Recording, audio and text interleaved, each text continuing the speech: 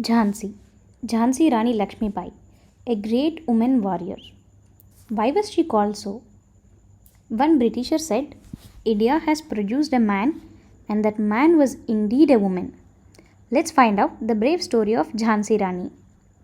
She was born on November 19, 1827, in Varanasi.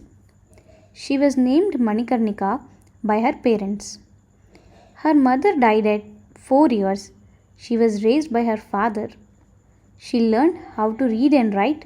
She rode the horse, excelled in fencing and shooting. She was married to Gangadhar Rao and got the name Lakshmi Bai. She gave birth to a son, but the newborn died 4 months later. After 2 years, Gangadhar Rao adopted a distant cousin and named him Damodar Rao. Gangadhar Rao died the following day of adoption. British was trying to expand its territory in India. Lord Dalhousie of British has created a cunning policy. The policy states, if any Indian state does not have a natural heir, then the state belongs to the British East India Company and has to follow all the British rules. This policy is famously known as Doctrine of Lapse.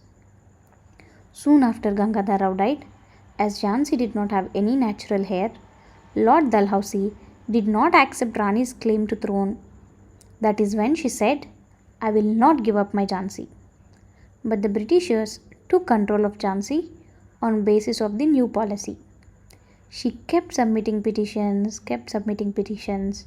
to make her son as the legal heir to Jhansi, and that she will be ruling until her son comes of the age.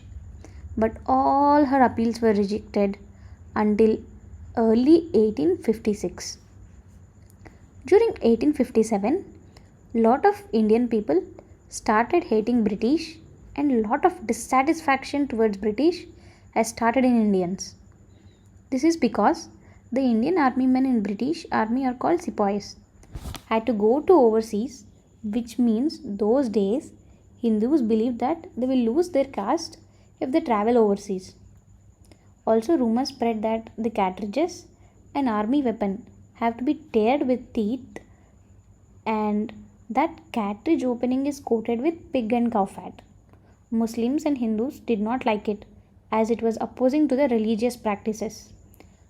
They revolted against British, killed few British officers, and marched towards Delhi.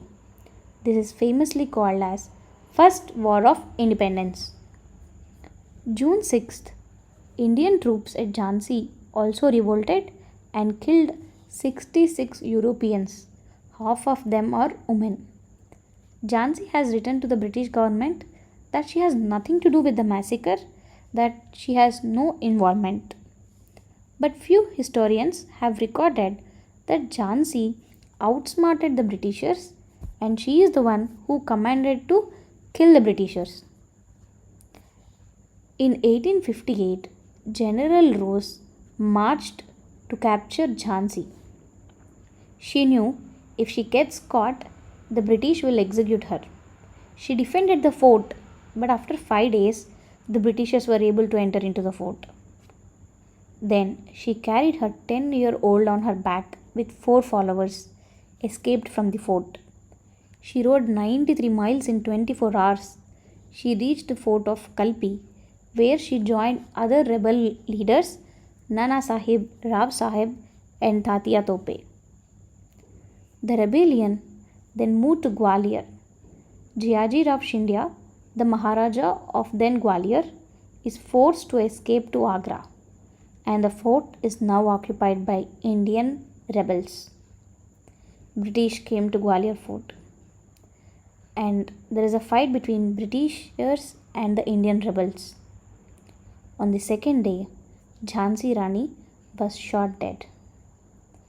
The British general who led the fight said she was the bravest and the best military leader of the rebels, a man among the mutineers. This is the story of the Wonder Woman of India.